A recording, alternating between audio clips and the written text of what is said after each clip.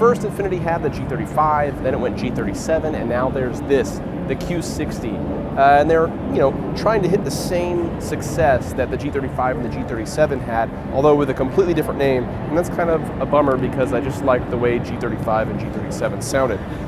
One thing to be appreciative though is this is one of the Japanese luxury brands that's actually doing some kind of nice things with design. As Lexus is getting all heavy on the grille, you could say they're reaching peak grille, Infiniti's actually doing a pretty nice job of keeping the lines of this car clean and still making it look sort of dynamic and sporty. Now, sporty this is. It has 3 engine choices, a turbocharged inline-4 that does about 208 horsepower.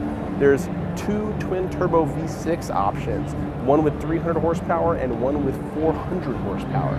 Now, standard is rear drive, all-wheel drive is optional, and a 7-speed automatic is the only transmission choice, which is kind of a bummer, but that's kind of the way things are going. Now, this is the turbo 3-liter model. That's the displacement of the twin-turbo V6s, but let's take a look inside to see how that's evolved as well.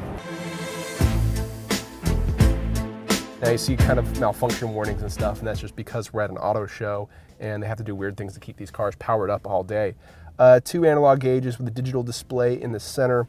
A nice steering wheel. I like the thin spokes on the side here and the way that works. These Q60 models have had a direct steer system. I forget the official name that Infiniti calls it, but it sort of left the driving experience a little numb, and they have a new version in this car that they're promising will behave a bit better, and we're eager to test that out as soon as we get a chance.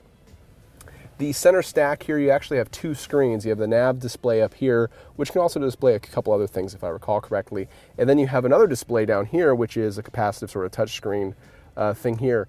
This offers some configuration and some adjustability, but it is a little bit clunkier than we've seen in some other cars of this type. Now there's your shifter, of course, with your requisite Infiniti logo, because how could you ever forget?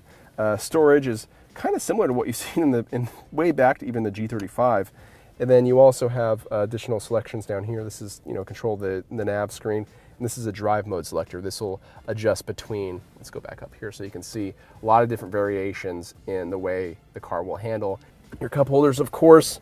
And what's nice is you have 2 USB ports, an auxiliary input, and there's your map SD. And, kind of tight on the capacity for stuff. As you might see, there isn't really a place to put your phone that isn't the cup holder or the center console. But you also have a nice sunroof up here. As this is a coupe, we can't really get in the back, but we do have back seats.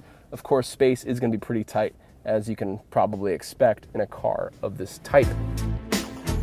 To find out more about the Infiniti Q60 and the rest of the Infiniti lineup, be sure to visit Edmunds.com.